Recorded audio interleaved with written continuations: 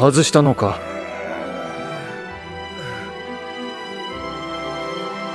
あ、俺はどうしたんだ。それでも人生は続いていくんだ。生きるしかない。村上春樹原作、西島秀俊主演でカンヌ映画祭で4冠を受賞したドライブ・マイカーでも、主題に取り上げられているチェーホフの傑作、ワーニャおじさんを今日は解説します。ワーニ？なぜ一見退屈とも思われるこの物語が歴史に名を残し続けるのか、必見です。1、ストーリー紹介。帝政ロシア時代の田舎にある古い屋敷。7年、この土地を支えてきたのはワーニャと姪のソーニャだった。彼らはある人物のために人生を捧げてきた。それがソーニャの父であり、元大学教授のセレブリャコーフ。ワーニャは信じていた。この人は偉大な知識人だと。だから自分の人生を犠牲にしてでもお金を送り、支え続けてきた。その教授が定年を迎え、若く美しい5歳のエレーナと共に、ナシ妻であり、ワーニャの妹が住んでいた屋敷にやってきた。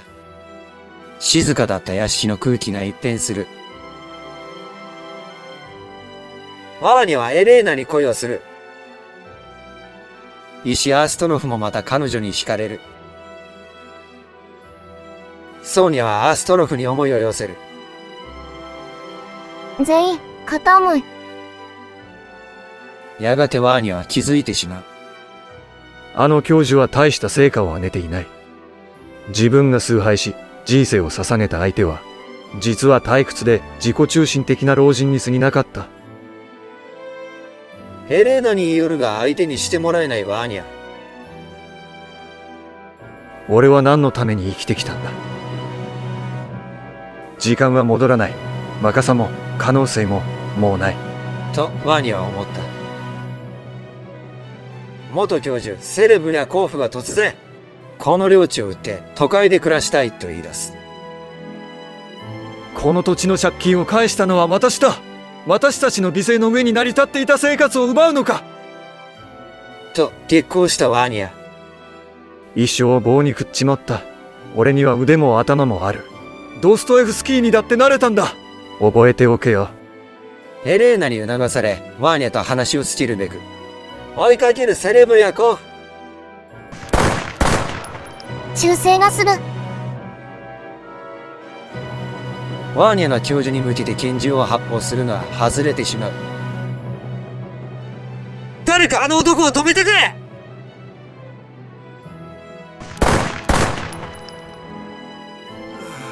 さらに追いかけて発射。2発とも外れてしまう。ワーニャは殺すことすらできない。自分の惨めさを露呈する。ああ、俺はどうしたんだ。やがてセレブリャコーフとイレーナは屋敷を去り、アーストロフも帰っていく。嵐が去った後のような静けさ。ワーニャとソーニャが二人きりで帳簿をつけ始める。ソーニャ、私の辛さが分かってくれたらな。おじさん、生きていきましょう。長い、果てしない日々を。いつ明けるとも知れぬ夜、また夜を片時も休まずに人のために働きましょうね。そしていつかその時が来たら素直に死んでいきましょう。あの世でどんなに辛かったか涙を流したか申し上げましょう。神様は私たちを憐れんでくださる。そして辛かった今を懐かしく微笑ましく振り返り、ほっと一息つけるんだわ。私たちは休めるのよ。私たちは休めるのよ。We shall rest。グッドボタンを押してね。励みになります。2、作者紹介。アントン・チェーホフ。医師と作家、二つの顔を持つチェーホフは、医学は本妻、文学は愛人と言っていました。南ロシアの貧しい商人の子として誕生。16歳で家が破産し、奨学金と執筆活動で家族を養いながら、モスクワ大学医学部を卒業しました。彼は生涯医師として患者を見続けました。その冷徹なまでの観察眼が、物語の登場人物たちを、善人でも悪人でもない、ありのままの人間として描く、スタイルにつながっています。命がけの調査でサハリンへ。作家として成功を収めていた30歳の時、突如無記事であったサハリン島へ旅立ちます。数千人の囚人の実態を一人ずつ聞き取り調査しました。この地獄のような現実を目の当たりにした経験が、その後のワーニャおじさんを含む4大戯曲に漂う、人間の苦悩とそれでも生きる意志の深みを生んでいます。チェーホフ銃と静かな革命、当時の大げさな演劇を嫌い、何も起きない日常の中に潜む絶望や希望を描きました。物語に銃が出てきたら、それは発射されなければならない。ってのは聞いたことあるわ。でもワーニャおじさんでは銃を撃っても当たらなかったな。はい、銃を撃っても何も解決しないという、彼らしい皮肉とリアリズムが表現されています。シェーホフは結核という病を抱えながら、44歳でこの世を去りました。3. ドライブ・マイカーにおいてのワーニャおじさんの役割。映画ドライブ・マイカーにおいて、月収弟子として登場するワーニャおじさんは、主人公、家福祐介の内面の映し鏡としての役割を果たしています。家福は、チェーホフは恐ろしい。その問いが自分の中に入ってくると、自分自身を引きずり出されてしまう。と語っています。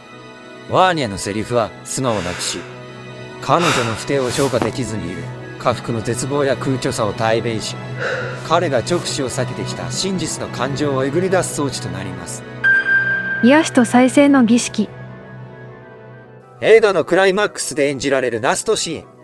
ソーニャの手話による語りは、苦しみを抱えながらも生きていかなければならないという、家福にとっての救いと再起の祈りとなっています。これは昔のロシアの話じゃない。今を生きる自分の話だ。チェーホフは救ってくれない。でも同じ場所に座ってくれる。辛いのはお前だけじゃない。だからこの物語が歴史にうずもれることはない。僕たちは失ったものを抱えたまま、それでも今を生きていく。